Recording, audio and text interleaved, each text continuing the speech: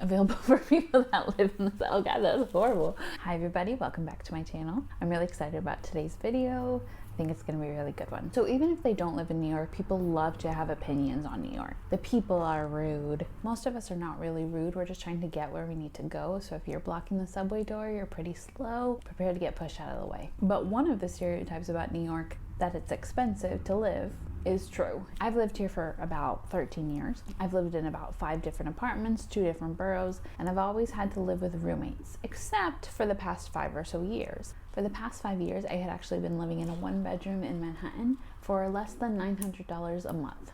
How is this possible, you may ask? The reason I was able to live in Manhattan for less than $1,000 a month in rent is because of the New York City housing lottery, which a lot of people don't know about. Even New Yorkers themselves might not know about it. Now, it is kind of a unicorn situation to win the housing lottery, but I have actually won twice. My old apartment, the one under $900, was a housing lottery apartment, and the one I currently live in now is also a housing lottery apartment. So I thought today we'd talk about the New York City housing lottery, what it is, my experience with it, and how you can get started and maybe win an apartment that costs much less than it should. So there are a couple of different types of affordable housing in New York. There's the New York City Housing Authority, there's Section 8 housing vouchers, there's of course the low income and middle income that we're going to talk about today with the housing lottery, and there's the Mitchell-Lama co-op buildings. Now, I don't have experience with the New York City Housing Authority or Section 8, so I won't be discussing that here, but there is more information on the website of the New York City Housing Preservation and Development. So we're going to focus on the ones that I have experience with, both the low income housing and the middle income housing. And I also want to put a disclaimer here. There absolutely needs to be more affordable housing in New York City. In fact, I think right now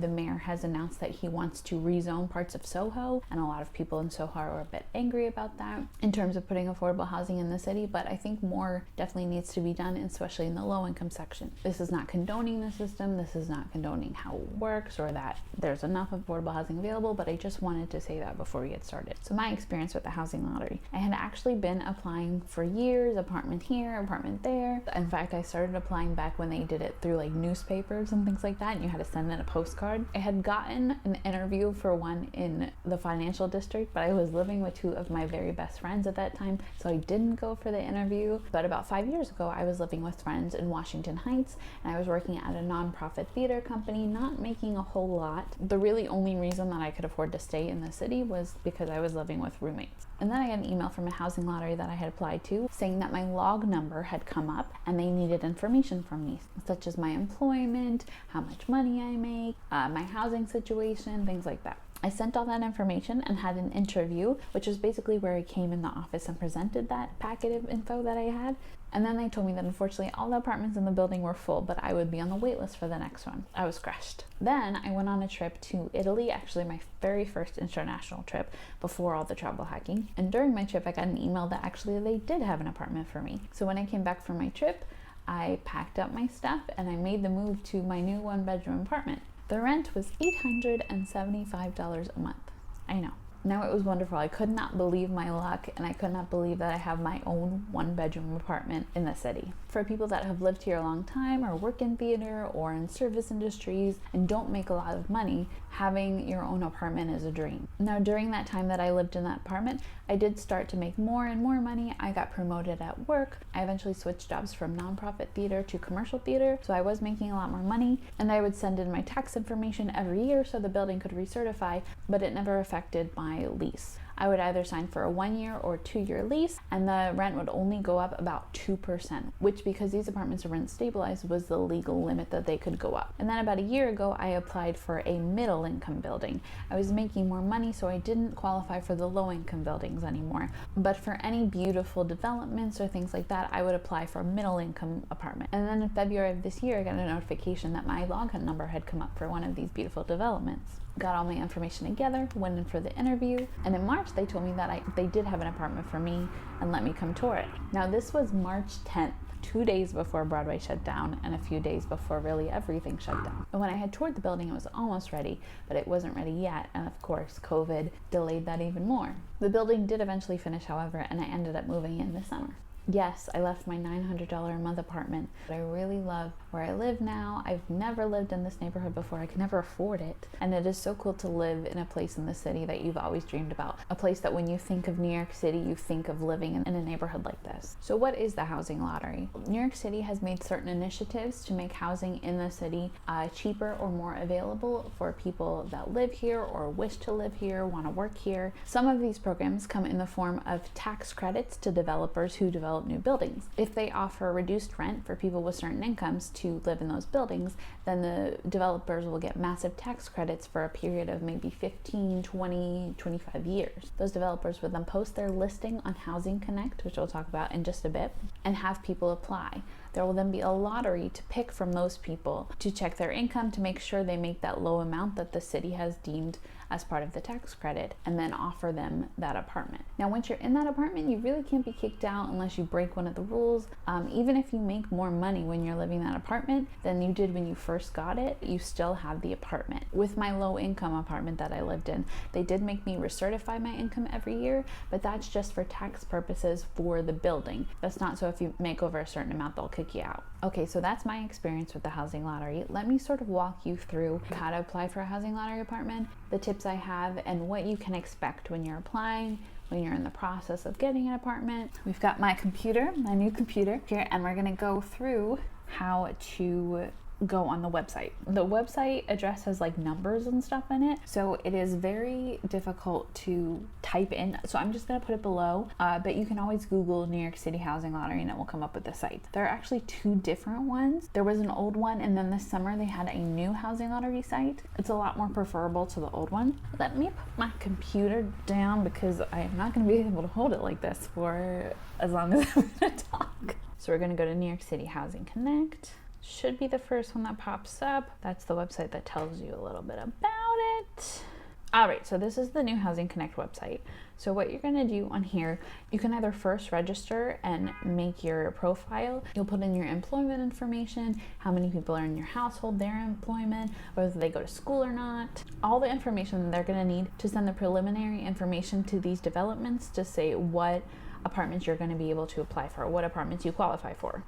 Okay, so now we're on the site. Now let's just select one. Let's select Roosevelt Park right here. That's in West Queens. It's got a lot of transit options. Let's put some view details. Okay, so we see here that the lottery ends in 59 days. That's the day that they won't start taking any more applications. That's the address. Usually I will put the address into Google Maps and see if that's an area I want to live in, how close the trains are, what bodegas are around, any grocery stores, things like that. And this is important. You'll see the eligible income right here. This is the income ranges that the apartment building will accept. Looks like they actually have some low income buildings too, so that's important to know. Now we're looking at the details of the building. Newly constructed, ooh, a landscape garden, a fireplace, this sounds nice, ooh, a yoga lawn, a screening room, an internet lounge, ooh, okay, 2 and 3 bedroom apartments have in-unit washers and dryers. That is very cool. You'll know if you live in New York, having a washer and dryer in your apartment is a very big deal. Okay, so here is what you need to know, the available units and requirements. The AMI, the area median income, that's the income of the area where the apartment is. It looks like 130%. So on the right here, you'll see that if you're one person and make between $38,435 to about $103,000, which is a really big range, your monthly rent will be about $1,100 for a studio in this beautiful new building. And they have, let's see, 15 units under that. That's a lot, probably because this is a new building. You'll see 1 bedrooms. The rent goes up quite considerably. So if you're a low income, yeah, it's looking like there's no low income for the 1 bedrooms, but still having a studio to yourself for $1,100 a month, which is probably close to the train, is amazing. So if this is somewhere that looks exciting to you, you'll go to the bottom here. Ooh, you can see photos from the development, which is gorgeous. Wow, my goodness. Ooh, a pool table, laundry room. It looks like a really gorgeous place. Okay, so if this seems like a place that you'd like to live, what you're gonna do is just click apply online, and then you'll register. So I'd recommend putting a profile first and then adding it to all the developments that you'd like to apply for. Now I do want to show you the older website if I can. Now I do want to show you here, this is actually the old Housing Connect website, but there is something that I'd like to show you that's kind of important. Let's see if we can log in. All right, so these are developments that I actually did apply for. Looks like there are no other ones, but here's straight from the beginning. 2014, this is actually when I first signed up for Housing Connect. I went through it here. So this is the old website. And what I want to show you here is the log numbers. Right here on the right, you'll see log numbers. When the application is closed for a building, they will randomize most of the applications and give you a log number. And the log number is actually how they select applications to move forward for the building. You can see it says here, the developer will process applicants in numerical order with exceptions for permitted preferences only. Now those permitted preferences can be for disabilities, for visual issues, things like that. Actually, if we click on the development, you can see here, now this is an old one, you can't apply for it anymore, but you'll see the units available, studio, the amounts right here, and it looks like, okay, here, a percentage of units is set aside for mobility disabled applicants, vision hearing disabled applicants, of Brooklyn Community Board 1, so special preference will be given for 50% of those apartments to people that live near that building, and municipal employees, very important. So all that info is really important to note. The log number is going to be your biggest thing. If you have a lower log number, you have more of a chance of getting selected for that apartment. Okay, so that's a basic walkthrough of how to use the website, how to look for apartments that you want, the income ranges, all that sort of stuff. Now here are my tips that I have if you're interested in a housing lottery apartment. Number 1, have your financials together before you start applying. This is so important because when they ask you to send in your information, when your log number comes up, you better be ready to go. You're not going to have that much time to get your taxes together, to get a certified letter together, in case you live with roommates and you're not on the lease. You need to have your things ready to go. Now, I'll include a list one of the developments sent me to which I don't live, but is important to note for how much they ask you for. And know that they could ask you for anything. They even asked me for my Venmo history because when I went on that trip with my family last year to Asia, my mom and brother paid me through Venmo for the taxes and fees for the flights. They wanted to know why that was. Did I have a business? Were people paying me? Also, when I go out with friends, sometimes I will make them Venmo me the money for the check so that I will get all the points. Does anybody else do this? But they asked to see my Venmo history. I had to copy and paste my Venmo history into an email, send it to them, and explain some of the charges. So be ready for things like that. I know that it can be hard if you're a freelancer or are self-employed. A lot of my friends, like stage managers, have tons of different jobs throughout the year, and so their tax information is pretty wide-ranging. Try to have that info together before you start applying for apartments so that you are ready to go once your name is called.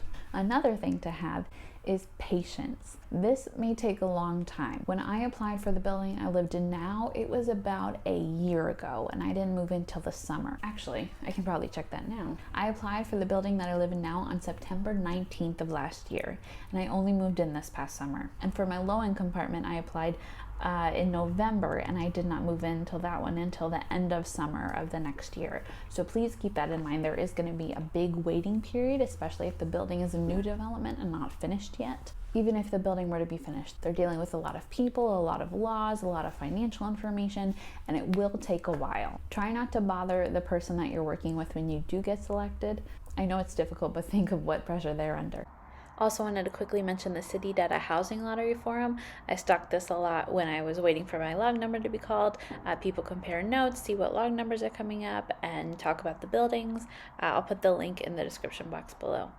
Now, I hope that was helpful. If you have any questions, please let me know them below. Keep in mind, I don't know absolutely everything about this. This is only my experience I've had living in a low income and a middle income housing lottery apartment. Thank you so much for watching, and I'll see you next time. Bye.